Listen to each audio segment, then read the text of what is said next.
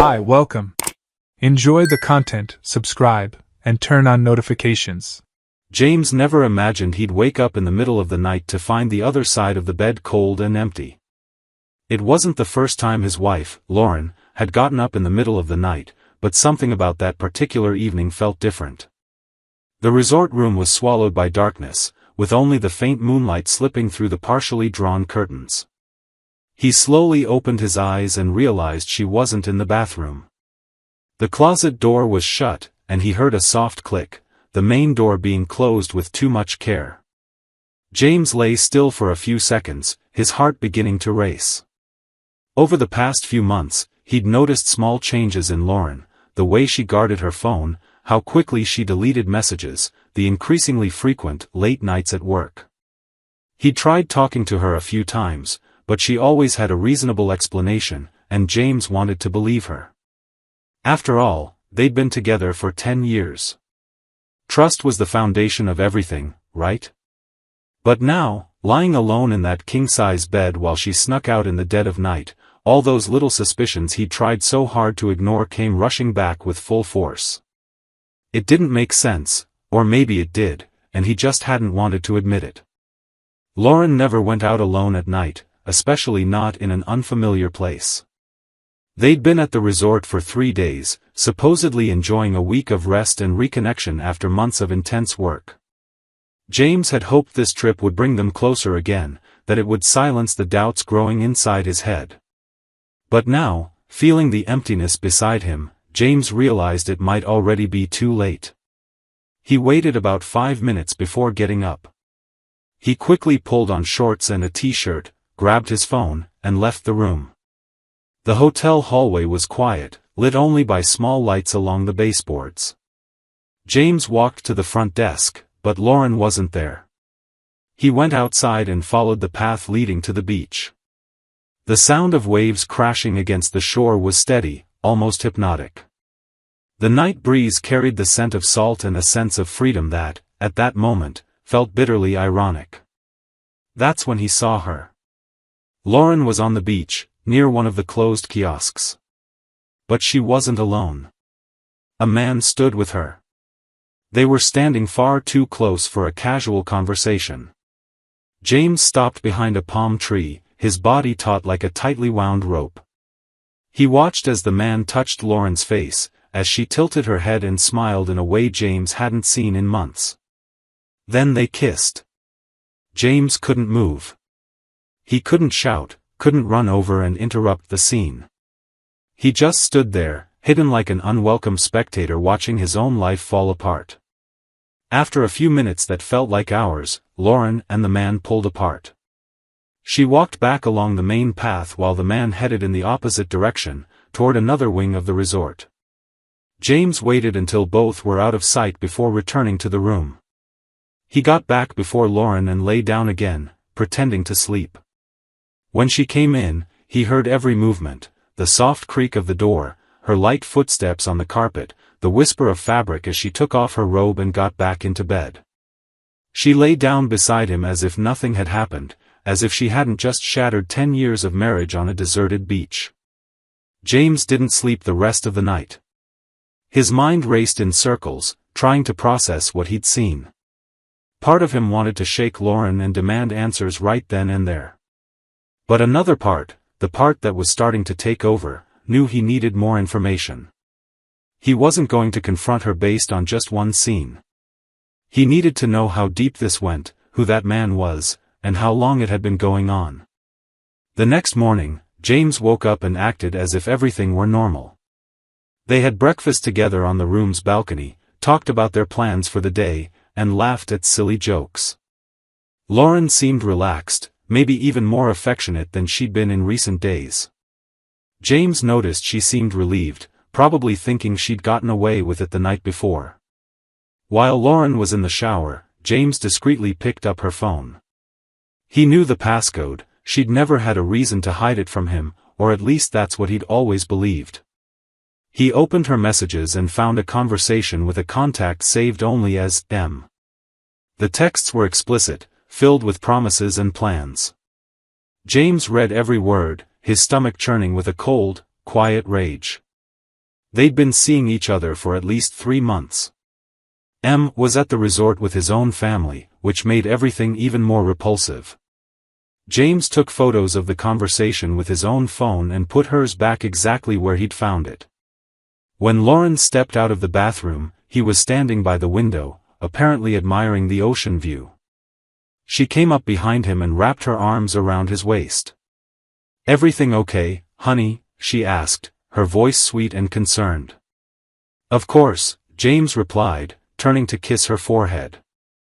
"Just thinking about how good it is to be here with you." Lauren smiled, and James noticed how that smile didn't quite reach her eyes, or maybe he'd just never paid close enough attention before. Over the next 2 days, James became a detective in his own vacation. He watched Lauren discreetly, noting when she checked her phone more often, when she styled her hair a certain way before leaving the room. He also started paying attention to the other guests. It was during lunch at the main restaurant that he identified the man. He was seated 3 tables ahead, with a woman and 2 small children.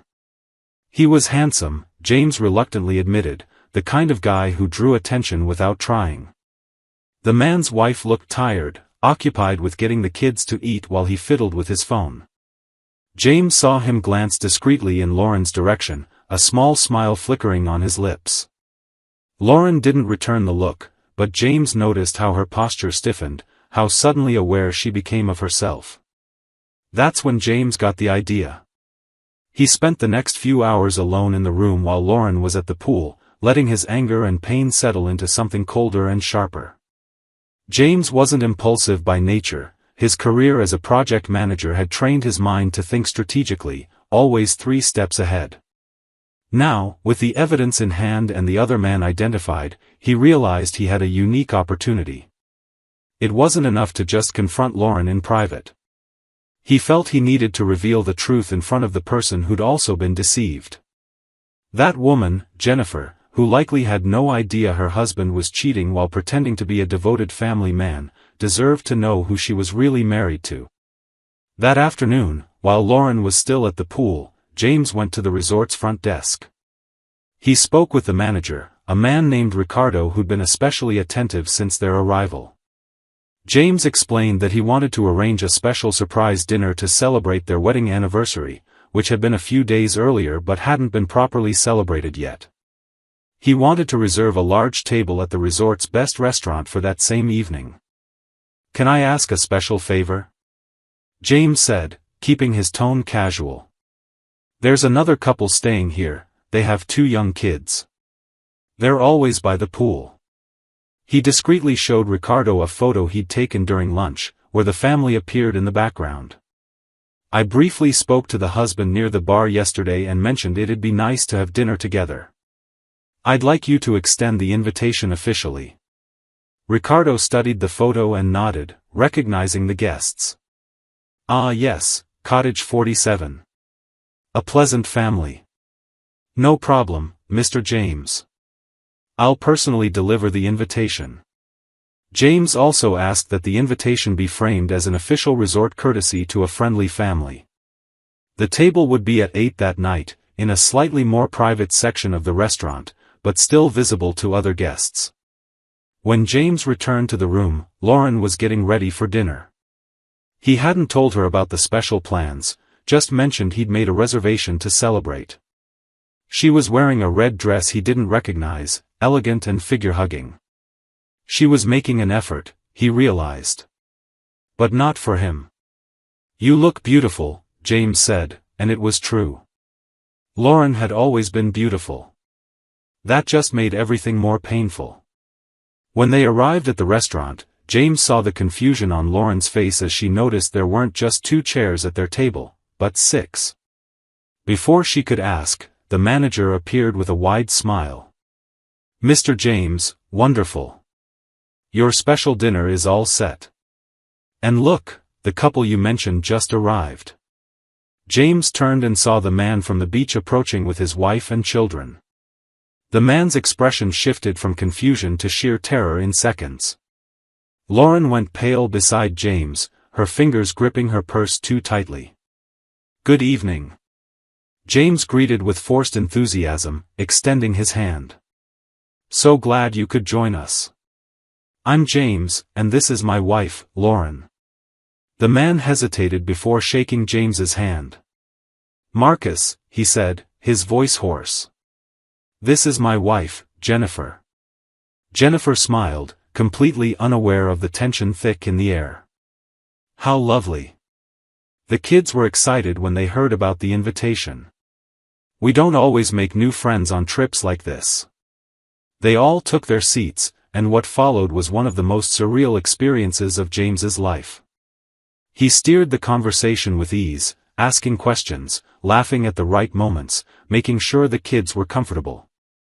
Lauren and Marcus barely looked at each other, and when they did, it was with panic and desperation. James waited until the main courses were served. The kids were busy with their mini burgers, and Jennifer was telling a story about their trip the previous year. That's when James decided it was time. "You know, Jennifer," James began, politely interrupting, "there's something I need to share with you, and with everyone here." Silence fell over the table. Lauren was as pale as paper. Marcus looked like he was about to be sick. "2 nights ago, I woke up and realized my wife wasn't in our room. I got worried, so I went looking for her." James kept his tone calm, almost conversational. "I found Lauren on the beach. She was with your husband, Jennifer. And they weren't exactly stargazing." Jennifer blinked, confused. "What do you mean?" "They were kissing," James said simply. "And from the messages I found on Lauren's phone, this has been going on for months." The world seemed to freeze. Jennifer looked at Marcus, who dropped his fork and was staring at his plate as if he wished he could vanish. Lauren started to speak, but James raised his hand. "Don't bother denying it. I have screenshots of every conversation. Every time you made up excuses to go out, every lie about extra work or girls' nights out. It's all documented." "James, please," Lauren whispered, tears streaming down her face. "Not here. The kids. The kids whose father was cheating on their mother while pretending to be a devoted family man?" James asked, his voice still eerily calm. "You're right. They shouldn't be here. But you know who else shouldn't be here, Lauren? You. At a romantic resort with me, pretending to love me while meeting your lover at night." Jennifer was crying now, her hand covering her mouth. Other guests had started to notice the commotion. A waiter approached hesitantly, but manager Ricardo signaled for him to back off. Marcus finally found his voice. "Look, man, I'm sorry. This was a mistake, You're sorry?" James laughed, but there was no humor in it. "Sorry for what, exactly? For getting caught? Because I bet you didn't feel sorry while you were cheating on your wife and 2 little kids." "Enough!" Jennifer suddenly shouted, standing up so abruptly her chair toppled over. She grabbed the children's hands. They looked around, confused, not fully understanding what was happening. "We're leaving. Now." Marcus started to get up too, but Jennifer stopped him with a look that could melt steel. "You stay. You caused this, you deal with the consequences." She stormed out of the restaurant with the kids, leaving behind a heavy silence. Lauren was openly sobbing now, her face buried in her hands. Marcus looked like a condemned man, scanning the room as if searching for an escape that didn't exist.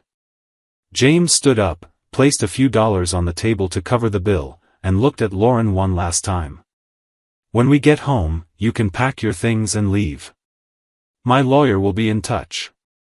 "James, wait, we can talk about this," Lauren tried, but he was already walking away. He stopped and turned. "Talk? You had 10 years to talk to me, Lauren. Instead, you chose to talk to him. Live with the consequences of your choices." James left the restaurant with his head held high, ignoring the stares of other guests.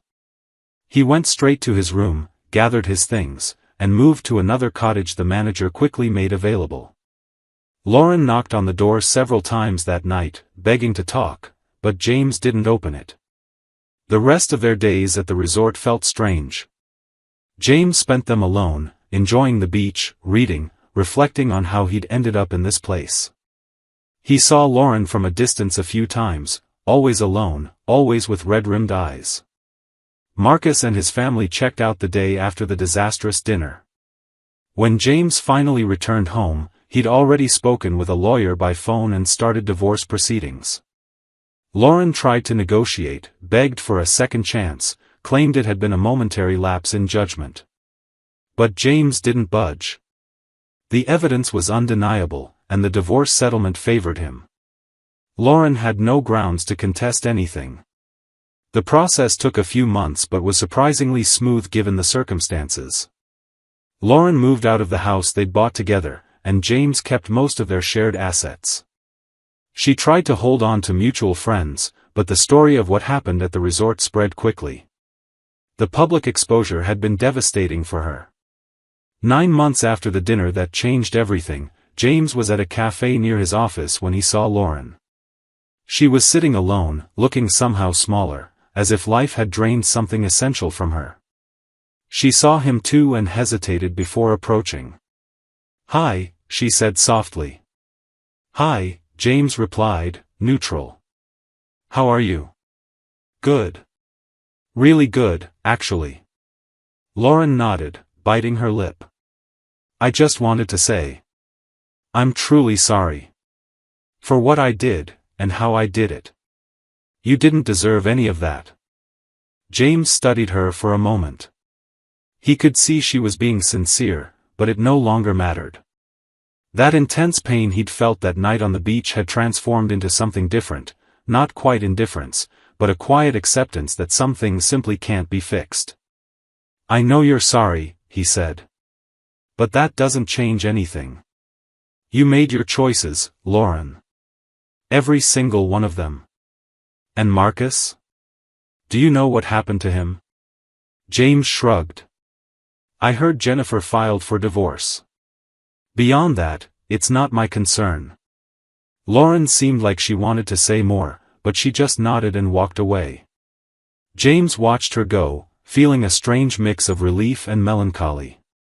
There was no real satisfaction in her downfall, just the certainty that he'd done what needed to be done. He finished his coffee, checked his phone, and smiled at a notification from a coworker suggesting they have lunch together next week. Life was moving forward, and so was James. That night, back at home, his home now, James stood on the porch for a moment, looking up at the starry sky. He thought about that night at the resort, about how everything had collapsed so quickly and completely. He thought about Lauren, Marcus, Jennifer, and the innocent children dragged into that mess. But mostly, he thought about himself, the man he'd been before, and the man he'd become after. He'd learned that trust, once broken, is rarely restored. That betrayal isn't just about the physical act, but about all the little lies that hold it up. And that sometimes, the bravest thing you can do is simply walk away and start over. James stepped inside, closed the door behind him, and allowed himself, for the first time in months, to imagine a future that didn't carry the weight of the past. Trusting again wouldn't be easy, maybe never again. But he was willing to try, when the right person came along. Until then, he had his dignity intact, his life reorganized, and the peace of knowing he'd faced the worst betrayal imaginable and come out stronger on the other side. The resort, the vacation that was supposed to be memorable for entirely different reasons, was now just a scar in his story. But scars serve a purpose, they remind us of what we've survived, and of how much more resilient we are than we ever imagined. Thank you for watching the video. If you enjoyed it, don't forget to subscribe to the channel and turn on notifications so you won't miss any updates. See you next time.